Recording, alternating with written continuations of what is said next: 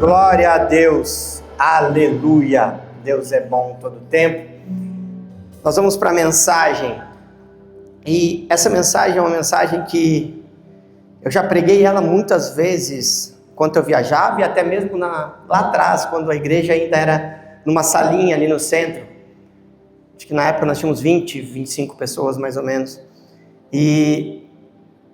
Só que Deus tem falado comigo, e até eu estava visitando uma ovelha aqui da igreja na sexta-feira, tomando um café com um bolo. Aleluia! Eu creio. Irmão, chama mais, né? Gente, vou dizer uma coisa, não me convida. Tem gente que fala, vou convidar para educação. Eu vou. Só digo isso. Eu gostei do bolo, aquele bolo estava uma benção. A conversa mais ou menos, mas o bolo, forte. E eu estava conversando com o querido irmão, e Deus falou muito sobre essa passagem, sobre essa mensagem. E eu falei para a pastora, na sexta-noite, falei, eu já sei o que eu vou pregar no domingo, porque veio muito forte no meu coração, porque muitas vezes a gente acha que pelo fato de nós estarmos congregando, pelo fato de a gente ser ofertante, a gente ser dizimista, pelo fato de a gente acordar, fazer nosso devocional, pelo fato de nós termos uma vida com Deus, nós não teremos lutas, nós não teremos deserto, nós não teremos fornalha. E o tema da mensagem hoje é: quando o fogo vem, quem você realmente aparece. Isso falou muito comigo porque me constrangeu, porque é muito fácil eu ser crente, é muito fácil eu falar de um Deus do impossível, é muito fácil eu falar eu creio,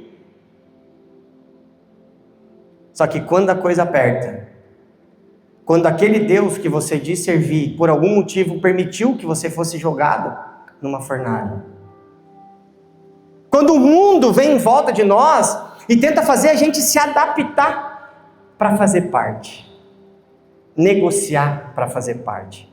Nós vamos ler um texto que está em livro de Daniel, que é de 16 a 28, acho que é, né, Lê? Vamos lá. Diz assim: todo mundo já escutou essa história, já contou para o seu filho. Responderam Sadraque, Mesaque. Tem uns irmãos que tem esses nomes. Cadê? Eles estão aí hoje? Tem uma parte ali, ó. Tem uns irmãos que tem todos esses nomes aí na igreja. Então respondeu Sadraque, Mesaque e Abednego ao rei: ó Nabucodonosor, quanto a isto, não necessitamos de te responder. Se o nosso Deus, a quem servimos, quer livrar-nos, ele nos livrará da fornalha de fogo ardente e das tuas mãos, ó rei. Senão, fica sabendo, ó rei, que não serviremos aos teus deuses, nem adoraremos a imagem de ouro que levantaste. Então, Nabucodonosor se encheu de fúria e mudou o aspecto do seu rosto contra Sadraque, Mesaque e Abednego. Ordenou que se acendesse a fornalha 7 vezes mais do que se costumava. Ordenou aos homens mais poderosos que estavam no seu exército que amarrassem, presta atenção, que amarrassem a Sadraque, Mesaque e Abednego e os lançassem na fornalha de fogo ardente. Então estes homens foram amarrados com seus mantos, suas túnicas, seus chapéus e outras roupas e foram lançados na fornalha sobremaneira acesa, porque a palavra do rei era urgente e a fornalha estava sobremodo acesa. As chamas do fogo mataram os homens que lançaram de cima a Sadraque, Mesaque e Abednego. Então as pessoas que lançaram eles morreram com o calor, com a chama. E esses 3 homens, Sadraque, Mesaque e Abednego, caíram atados dentro da fornalha sobremaneira acesa. Então o rei Nabucodonosor se espantou e se levantou depressa. Falou e disse aos seus conselheiros: não lançamos nós 3 homens atados dentro do fogo? Responderam ao rei: é verdade, ó rei. Tornou ele a dizer: eu, porém, vejo 4 homens soltos, que andam passeando dentro do fogo, sem nenhum dano, e os aspectos do quarto é semelhante a um filho dos deuses. Então, chegando-se Nabucodonosor à porta da fornalha de fogo ardente, falou e disse: Sadraque, Mesaque, Abednego, servos do Deus Altíssimo, sai e vinde. Então Sadraque, Mesaque e Abednego saíram do meio do fogo. Ajuntaram-se os sátrapas, os prefeitos, os governadores e os conselheiros do rei, e viram que o fogo não teve poder algum sobre os corpos desses homens, nem foram chamuscados os cabelos da sua cabeça, nem os seus mantos se mudaram, nem cheiro de fogo passara sobre eles.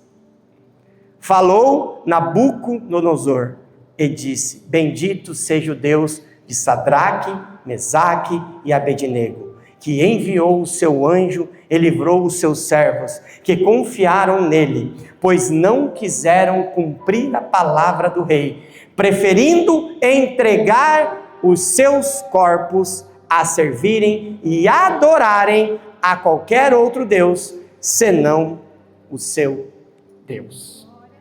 Um pouco comprido, porém importante para que a gente entenda o que Deus quer falar conosco. Igreja, eu preciso falar uma coisa para você. Isso aqui não quer dizer que é uma história infantil. Nós escutamos muito isso em escolas, em kids, para crianças, em desenhos, em filmes, como se isso fosse apenas uma história infantil. Mas essa passagem, no meu entendimento, é um dos maiores confrontos espirituais da Bíblia. É algo que nos tira e nos faz pensar. Vamos voltar na história para que a gente entenda o cenário. Nós estamos falando do quê? Da Babilônia. E a Babilônia na Bíblia não é só um lugar geográfico, uma cidade isolada, citada de uma forma. Babilônia é um sistema de pensamentos. É um lugar onde tenta moldar a identidade das pessoas, relativar valores, normalizar o que Deus chama de pecado e, principalmente, fazer você negociar princípios sem que você perceba. E se a gente for mais a fundo, o rei Nabucodonosor levanta uma estátua de ouro. Presta atenção, isso é uma estratégia da época, uma estratégia espiritual. Porque ele não obriga só você a adorar o Deus, a imagem. Ele cria um ambiente onde o mundo, além de adorar, se curva àquela situação. Ele não só cria algo que nós poderíamos fazer em qualquer lugar, mas ele faz nós nos curvarmos, nos abaixarmos. Porque existe uma pressão, que eu digo que é uma pressão maior do que uma perseguição. É a pressão do pertencimento. Então, para você pertencer à Babilônia naquele tempo, você, além de adorar aquele novilho, você ainda precisava se curvar. E muitas vezes é assim na nossa vida. Nós precisamos negociar princípios, adorar e nos curvar, para nos sentir pertencentes, para achar que a gente faz parte daquilo, para achar que somente assim será respeitado, somente assim, daí pastor, aí eu me sinto, né? Entenda, o diabo, ele tem as suas artimanhas. Ele não precisa te expulsar. Ele só precisa fazer você querer se encaixar. Ele só precisa criar dentro de você um desgaste na sua identidade, para que você negocie quem você é. Ah, pastor, está exagerando. Não dá nada. Ai, para, pastor. Está muito religioso. A ordem era clara. Em Daniel 3,5 diz: no momento em que ouvirdes o som da trombeta, do pífaro, da harpa e de toda sorte de música, vos prostrareis e adorareis a imagem de ouro que o rei Nabucodonosor levantou. Vamos trazer para hoje. Vamos traduzir para a nossa realidade de hoje. Ah, todo mundo está fazendo, por que eu não vou fazer? É normal. Pastor, isso aí não tem nada a ver. Está exagerando, pastor. Ah, pastor, eu acho que isso aí não vai deixar, eu não vou deixar de ser de Deus só porque eu estou indo nesse lugar ou porque eu estou fazendo isso. Você está exagerando, pastor. Ah, pastor, importante que, a gente valoriza a importância de conexões. Hoje nós estamos no mundo de conexão, no mundo do que a gente tem que ser amigo de todo mundo, que na verdade é uma conexão que vai abrir a porta para que o milagre aconteça, é uma conexão que vai fazer com que Deus faça, não é uma conexão, é a sua fidelidade, é você permanecer. Deus usa pessoas, Deus faz tudo isso, mas não tente forçar a porta, querido. Não tenta fazer do seu jeito, não tenta negociar os princípios. Nós acabamos de ler, eles não negociaram. E cada vez que eu acompanho, que eu estudo, que eu assisto muita gente, eu vejo que existe um evangelho moderno, que esse evangelho está tentando nos convencer que dá para agradar a Deus e ao mundo ao mesmo tempo. Aí fora estão querendo dizer, não dá para ser de Deus, mas também dá para estar em lugares do mundo, com pessoas do mundo, com coisas do mundo. Não, querido. A Bíblia que eu leio fala sobre frio e quente. O morno, o que Deus faz? Vomita. Então cuidado para querer viver agradando o mundo e querer viver agradando Deus. Nossa, pastor, que pesado. Está escrito na Bíblia, você não está lendo a Bíblia. O problema é que a gente, olha só, você pensa, tá os três, uma fornalha, se prostra e ora. Não. Se prostra e ora. Todo mundo está fazendo, vocês vão morrer. Aumenta 7 vezes a potência lá para ver se força eles. Quantas vezes diariamente o mundo faz isso com nós? Arrocha mais para ver se ele negocia. Arrocha mais para ver se... Arrocha mais. A gente tem que parar de ouvir que é normal. Mas todo mundo faz, pastor. Você não acha que é exagero?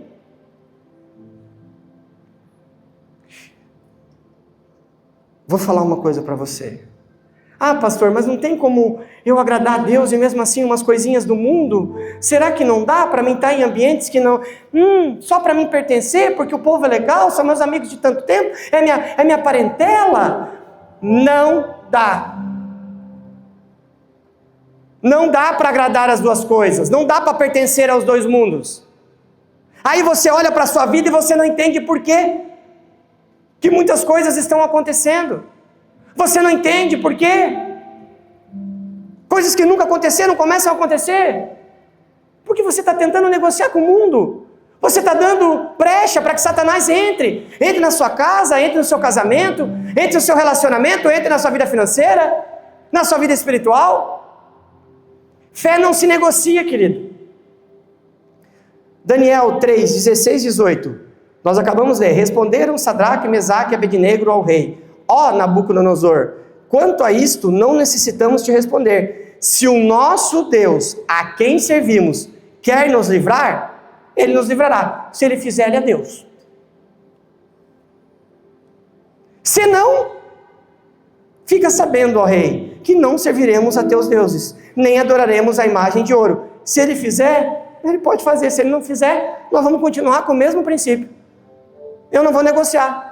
Mas nós não vamos negociar, nós não vamos servir ao seu Deus. Nós não vamos estar em ambientes que não agradam ao meu Deus. Eu não vou glorificar coisas que não é do meu Deus. Eu não vou querer agradar pessoas que não agradam ao meu Deus. Eu não vou negociar. É isso que eles estão dizendo. Eles não negociaram, não justificaram, não tentaram suavizar, porque hoje a gente está naquela moda. Ai, mas pastor, imagina se eu falar isso, se eu não aparecer, se eu não fizer, se eu não estar, nossa, a gente tenta suavizar a divisão do tempo do mundo com a igreja. De ambientes que agradam a Deus a ambientes que não agradam a Deus. Eles simplesmente decidiram. Eles não negociaram. Sabe por quê? Decisões firmes eliminam negociações constantes. Podem até tentar negociar com você, mas se você decidiu, meu querido, nada vai mudar. Eles disseram, ele pode livrar, mas se não livrar, nós vamos continuar sendo dele, nós vamos continuar agradando a ele, nós vamos continuar servindo a ele. Nós não iremos negociar. E aí eu pergunto para você, meu irmão e minha irmã, quantas vezes você tentou negociar para fazer parte, para pertencer? Quantas vezes nós... Ai, nada a ver, só uma vez, só dessa vez, só um pouquinho, é rapidinho. Ai, para, Deus não vai me mandar para o inferno por causa disso. Não é sobre inferno, é sobre relacionamento. É sobre gratidão. É sobre senhorio real e genuíno. É sobre evangelho. No original, a expressão não necessitamos te responder significa a ideia, o contexto, isto já está resolvido dentro de nós. Quem já decidiu no secreto, meus queridos, não negocia em público. O problema é que nós nos preocupamos mais com o público do que com o secreto. No secreto, tu até parece crente convertido. Mas quando no mundo, na frente dos outros, para as pessoas, para as coisas, para as situações, para as geografias, você esquece tudinho que você falou no secreto. Quem você diz ser. Aquilo que você busca. Então nós precisamos entender. Trazendo isso para uma realidade nossa. Porque hoje, nós não temos uma estátua de ouro. Nós não estamos diante disso. Só que nós estamos diante de decisões todos os dias. Nós estamos diante de decisões minuto a minuto. São decisões que vão determinar exatamente quem nós somos e o que nós vamos viver. Nós não temos uma estátua de ouro para nos curvar, para adorar, mas nós temos decisões. Nós temos escolhas que nós precisamos fazer. E não adianta nós permanecermos em ambientes que não agradam a Deus. Conversas que ferem princípios, porque achamos que ninguém está vendo. Porque achamos que é um exagero. Porque achamos nada a ver, pastor, é demais, nada a ver, só uma brincadeira. Ai, pastor, para. Entenda uma coisa. Lugares aonde você precisa diminuir sua fé para caber, não é onde você tem que estar. Pessoas que te respeitam, mas não respeitam o Deus que você serve. Ai, pastor, mas não, nada a ver. Eles sabem que eu não sou assim. Eles sabem que eu não faço isso. Eu já falei para a igreja um vídeo que tem do Cláudio Duarte a respeito de uma ovelha que chega para o Cláudio e fala assim: pastor, eu vou fazer a minha festa de aniversário. Eu não bebo, minha casa não bebe, nós somos evangélicos, crentes. Só que os meus convidados, meus amigos, minha família, parentela, eles bebem. Tem problema eu comprar uma bebidinha para honrar eles, para agradar a eles? Aí o Cláudio: não, irmão, compra o chopp, faz a festa. Mas antes de você comprar, deixa eu só fazer uma pergunta para você. Se eu entendi, eles estão vindo na sua casa, no seu aniversário ou em te visitar, e você quer honrá-los, você quer agradá-los. Então você quer comprar bebida alcoólica, que é algo que você não vive, que você não faz, para honrá-los, agradá-los. Uau! Só uma pergunta. Quando você vai na casa deles, eles sabendo que você não bebe, eles deixam de comprar bebida alcoólica para te honrar também? Aí o cara olhou, não dá para conversar contigo, pastor. Cuidado que você está honrando, se não fere os princípios. Cuidado quem que você está cuidando mais do que verdadeiramente o seu relacionamento com Deus. Quem você é em Deus. A gente se preocupa muito em honrar o mundo, mas a gente esquece de honrar a Ele, de glorificar a Ele. E a grande questão é que se eu falar isso para alguém aqui da igreja, vai ter sempre a justificativa. Ah, pastor, nada a ver eu estar ali. Ah, pastor, exagero, eles me respeitam, eles sabem que eu não uso droga, eles sabem que eu não bebo, eles sabem que eu não gosto desse tipo de música, eles sabem.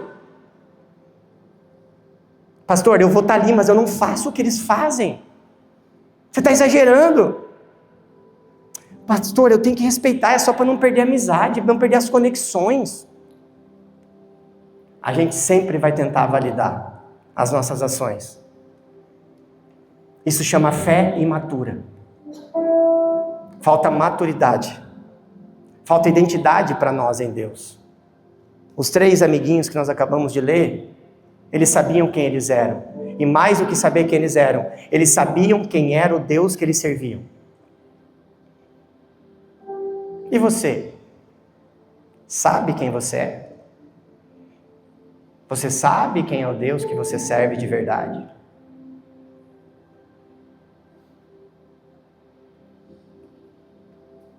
Ou você sempre tenta dar um jeitinho? Sempre tem uma resposta. Todo mundo sempre tem uma resposta quando você questiona algo que não agrada ou algo que aquela pessoa não quer fazer. Sempre vai ter uma boa explicação. Sempre vai ter um contexto gigante para tentar convencer ou validar. A questão é, que validação você tem em Deus por isso? Talvez você está convencendo a sua esposa, você está convencendo o seu marido, você está convencendo os seus amigos, seu líder, seus pastores. Mas e Deus? E Deus? Será que Deus está tendo o mesmo entendimento? Será que Deus, assim como alguns perto de você, vão dizer assim, eu não vou me meter, isso é um problema seu. Cuide o que você está negociando para agradar o mundo. Cuide. Talvez você nem percebeu, mas você já começou a negociar. Talvez na sua cabeça é normal, mas você já começou a negociar. Ah, pastor, mas faz parte do meu trabalho. Ah, pastor, mas são meus amigos. Ah, pastor, mas é alguém importante. O diabo sempre vai te dar o suficiente para você poder negociar as suas decisões. O problema não é só onde você está, é o que você precisa se tornar para permanecer lá, para acessar aquele lugar. O que você precisa se tornar? O que você tem que negociar? E às vezes a gente nem percebe. A pior idolatria não é a visível, é aquela silenciosa. Tem gente que por fora não se curvou, mas por dentro já se curvou. Por dentro já está negociando. Por dentro já está buscando. Então entenda, quem não negocia vai ter que enfrentar pressão. Porque às vezes a sua negociação é exatamente para aliviar, para fazer parte. A Bíblia diz que o rei se enfureceu. Então Nabucodonosor se encheu de fúria e mudou o aspecto do seu rosto contra Sadraque, Mesaque e Abednego. E ele mandou aquecer 7 vezes mais. Ameaça. Ah, vocês não vão fazer? Então eu vou arrochar mais. Eu vou piorar mais. O fogo aumentou porque eles não negociaram. O fogo aumentou porque eles não se curvaram. Quando você para de negociar, o sistema, o mundo começa a te pressionar. Quando você não aceita mais negociar, você vai ver que a pressão aumenta. A chama aumenta. O calor aumenta. As dificuldades aumentam. As ameaças começam a acontecer. Então entenda. Talvez é isso que nós estamos vivendo. Talvez é isso que você está vivendo. Você decidiu fazer o certo e por isso ficou mais difícil. Talvez você decidiu obedecer e começou a perder conexões. Sua mesa começou a ficar mais vazia. Você já não estava em tantos grupos de WhatsApp. Talvez por você não negociar princípios, por você se posicionar, por você decidir, a quantidade de amigos diminuiu. A quantidade de respeito diminuiu. Os convites diminuíram. O que você ouve, nem adianta chamar o Thiago, aquilo virou crente chato. Aleluia. Talvez você comece a olhar para o seu lado e antes você estava cheio de gente, Maiquinho. Hã? Aleluia, Maiquinho, lembra? My God. De repente, Maiquinho.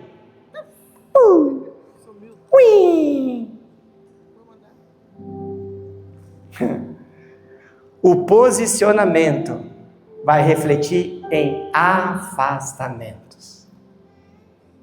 Quando a pessoa já não conseguir mais te manipular, ou você não gera mais nada para ela,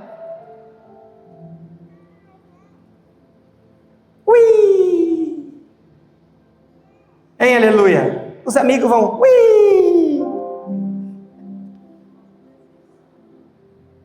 não sei, isso aconteceu na minha vida, na sua talvez não. É isso aí, né? A pressão que nós estamos sentindo não é sinal de ausência de Deus. É só uma evidência de posicionamento. Se você está se sentindo sozinho, sem amigos, não te respeitam mais, não te convidam primeiro mais,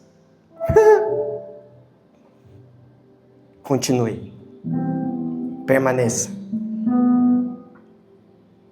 Mas pastor, e se aumentar 7 vezes mais o calor? Permaneça. Pastor, mas aí como é que vai ser? Vai ser só eu e minha esposa. Permaneça. Mas pastor, como é que vai ser se eu não tiver ninguém? Permaneça.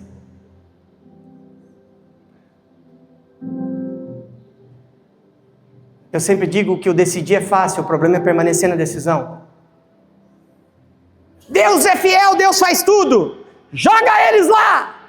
Aumenta o fogo. Oh Deus, só uma.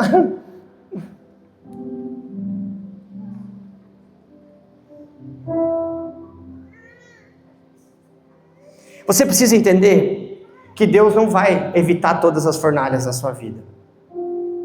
Então a gente acabou de ler o texto. Daniel 3, 24 e 25. Ele tinha pressa. Ele tacou os homens com urgência, amarrados, presos. E aqui é algo que pega muito a gente. Como eu falei no início, Deus não impediu o fogo, Deus não evitou o processo. Ele permitiu que você fosse amarrado, preso. Ele permitiu que você fosse jogado numa fornalha 7 vezes maior. Ele não impediu nada disso. Só que o Deus que nós cremos, Ele entrou lá dentro. O milagre não foi evitar o fogo. O milagre foi, mas nós não tínhamos jogado 3? Como que agora eu estou olhando e tem 4? O milagre não foi ser arrebentado dentro da fornalha. O milagre foi que a fornalha não fez nada com eles. O milagre foi o próprio Deus estar com eles. E tem um detalhe poderoso, que eu falei que eu já preguei essa mensagem e nunca tinha me atentado. Que nós lemos, põe o 3:25 para mim, por favor. Lê. tornou ele a dizer: eu, porém, vejo 4 homens. Acabou? 4 homens o quê? 4 homens o quê? Eles estavam presos. Eles estavam amarrados.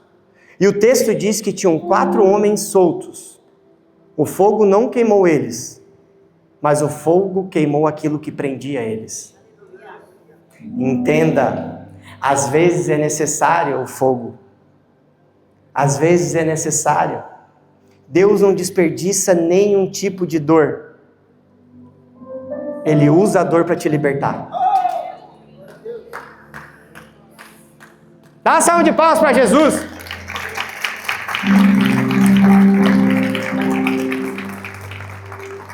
Tem coisas que só vão sair da sua vida mediante o fogo. Né, pastora Nayara? Dá um lenço para a pastora. Talvez é o fogo que vai queimar aquela dependência emocional. Talvez é o fogo que vai queimar aquela necessidade de aprovação, falta de identidade. Talvez é o fogo que vai queimar esse medo de rejeição, pertencimento que você tem. Talvez é o fogo que vai queimar os vícios silenciosos e secretos que você carrega. Talvez é o fogo que vai queimar essa identidade que você precisa basear nos outros para se sentir alguém, para se sentir parte. Tem gente que não consegue largar porque ama, porque é importante, porque é antigo, porque é especial. Aí vem Deus, que permite o fogo, porque você não tem coragem de soltar aquilo que Ele já mandou você soltar. Você não tem coragem de sair de ambientes que Ele já falou que não cabe mais você. Porque você não tem coragem de permanecer nas decisões que o Senhor já colocou no seu coração. Porque você não tem coragem de largar e tirar o eu posso, eu consigo.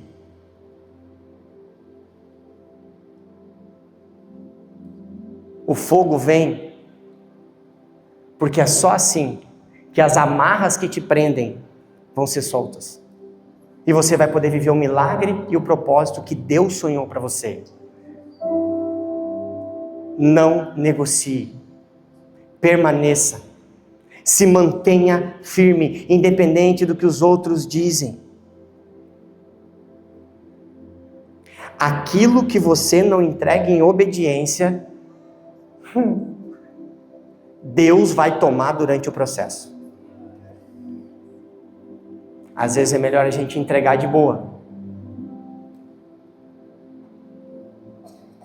Às vezes vale a pena a gente não ficar tentando com as nossas forças, com o nosso jeito, achando que Deus precisa de um jeitinho, que Deus precisa que a gente lembre, e se fizer isso aí, Deus, será que não?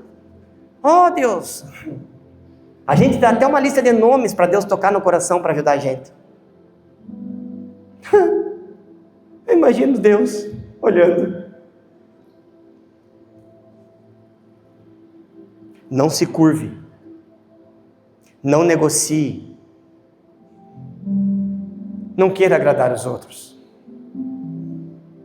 Talvez essa fornalha quente que Deus permitiu que você fosse jogado é a coisa mais importante da sua vida.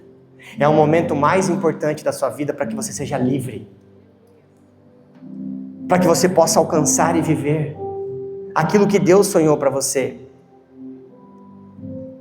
E o que é mais incrível, nós estamos falando de uma Babilônia, onde levantam 3 pessoas completamente contrárias.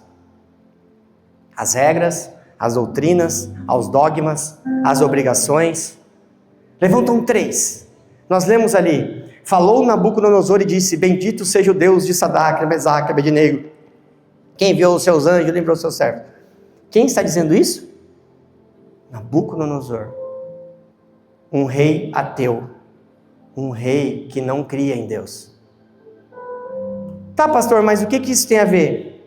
A sua fidelidade pode ser o único encontro que alguém terá com Deus.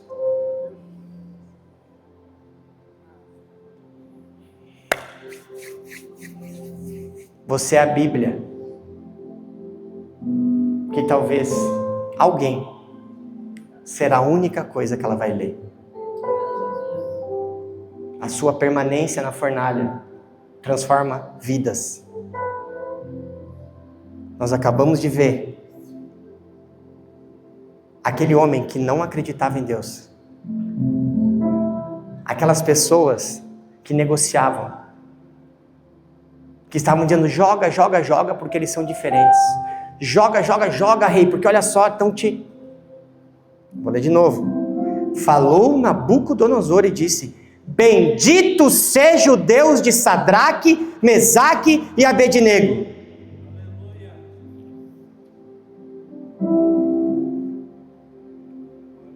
Talvez tu está se perguntando: por que eu estou tanto tempo nessa fornalha? O que eu fiz de tão errado? O que eu preciso mudar? E Deus manda eu dizer: é que tem alguns que ainda precisam enxergar você no processo, para que quando você sai, o nome de Deus seja exaltado. E aqueles que duvidaram um dia do Senhor digam: existe um Deus do impossível.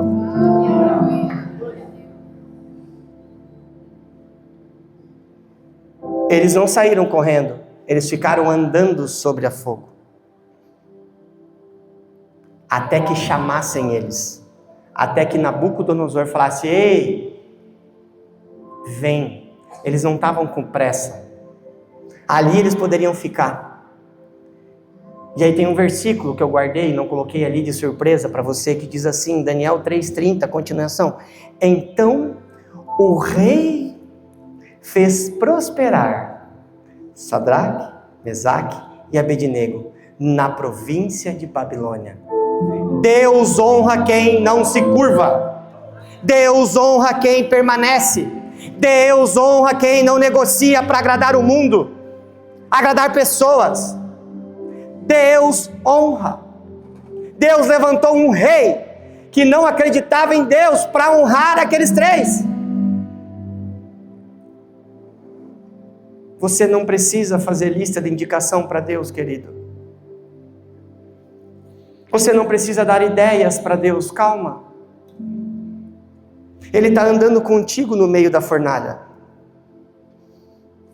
E você vai permanecer andando nessa fornalha, até que todos que precisam enxergar o milagre, todos que precisam ver o que está acontecendo, veja, para que o nome do Senhor seja exaltado, para que o nome do Senhor seja glorificado. Deus não vai promover você se você ficar negociando com o mundo. Deus não vai. Deus vai promover quem permanecer. Deus vai honrar quem permanecer. A promoção de Deus vem depois da prova. A promoção de Deus vem depois do tempo que você decidiu não negociar. Não negocie. Permaneça. Continue firme. Permaneça. Deus está falando muito forte. A gente já está há meses falando sobre isso. Só que agora eu quero que você olhe para mim. Essa mensagem. Todo mundo olha para mim, por favor. Não é para olhar para o celular, não é para olhar para o lado, baixar a cabeça, é para olhar para mim. Essa mensagem não é sobre 3 homens. Essa mensagem é sobre você. Esta mensagem é sobre você. Essa mensagem é sobre nós. Essa mensagem é sobre a igreja de hoje. É sobre a nossa geração. Essa mensagem é sobre aquilo que ninguém vê, mas você sabe. Essa mensagem é para te questionar aonde você tem negociado, aonde você tem se adaptado para pertencer, aonde você tem se diminuído para caber. Aonde nós temos feito isso? Tudo isso é para chegar nessa pergunta, nesse questionamento. A gente não perde Deus de uma vez, querido. A gente vai perdendo aos poucos, nas negociações, no pouquinho. Vou ali só dar uma olhadinha, vou só dar um oi, uma palavra, uma frase, uma olhada na internet no secreto quando ninguém está vendo. uma brincadeira, um ambiente onde não agrada a Deus, onde aqueles que estão até agradam você, mas não agradam ao Deus que você serve. É nesses lugares que o diabo vai entrando. Não necessariamente é uma brecha como a gente prega, mas é um espaço que você dá dele na sua vida. Então essa mensagem não é sobre 3 homens. Essa mensagem é sobre nós, sobre eu e você. Essa mensagem é sobre aquilo que a gente está negociando ainda. Essa mensagem é sobre o que nós estamos fazendo. Não diminua quem você é em Deus para caber em algum lugar, querido. Não esqueça quem você é em Deus.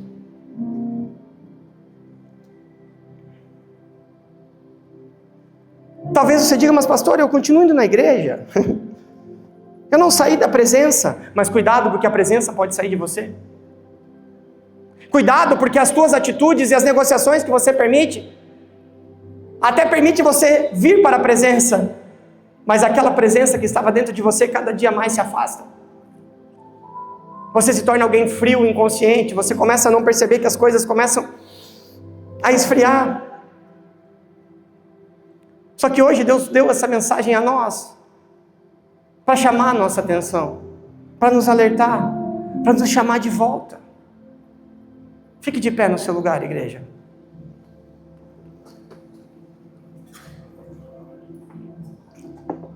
Talvez você esteja nessa fornalha que nós acabamos de ler. Ou talvez seja pior, você esteja evitando o fogo e se curvando e negociando com o mundo. Talvez você não está lá dentro da fornalha, talvez não te jogaram. Não te jogaram porque você se curvou, você negociou. Você deu um jeitinho para não se queimar, para não passar pelo processo. Eu quero que você grave algo no seu coração. Nós temos que parar de pensar que são as pessoas que vão fazer por nós. Melhor perder conexões por causa de Deus do que perder Deus por causa das conexões. Sabe por quê? Porque o dia que você começar a dizer não, todas essas conexões vão se afastar. Você quer testar suas conexões? Você quer testar o quanto as pessoas te amam e te respeitam? Quem está com você por quem você é ou por quem você pode? É simples, começa a dizer não. Não tenho, não dou, não vou, não estarei. E a gente vai ver o respeito e o amor que existe. E aí depois você me conta o que vai acontecer. O não revela coração. O não revela intenção. O não revela quem você é para os outros. Cuidado para você não sofrer como eu. Que quando eu comecei a dizer não por decisão, quando eu tive que começar a dizer não porque eu não tinha mais nada para oferecer, eu percebi que eu não era mais nada do que um produto. Enquanto eu gerava e podia oferecer algo, eu era o bichão, como diz o Aleluia. Quando eu era apenas o Tiago, eu já não era tão respeitado, tão querido, tão amado.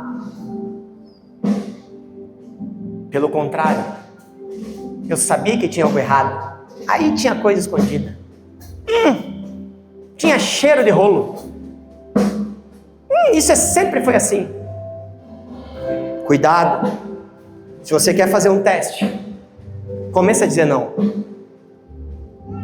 Comece a dizer não. Só que esteja preparado.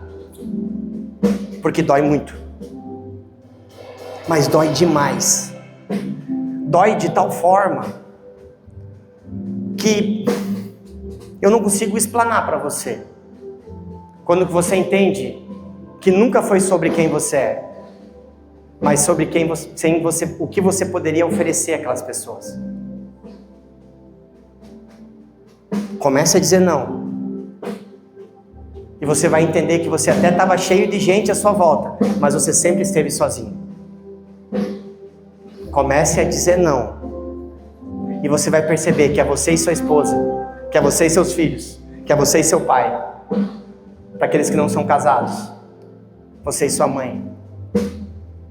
Eu e a pastora, esses dias, 2, 3 dias atrás, nós se olhamos e falamos, No sábado, ontem à noite, a pastora falou para mim: é eu e você.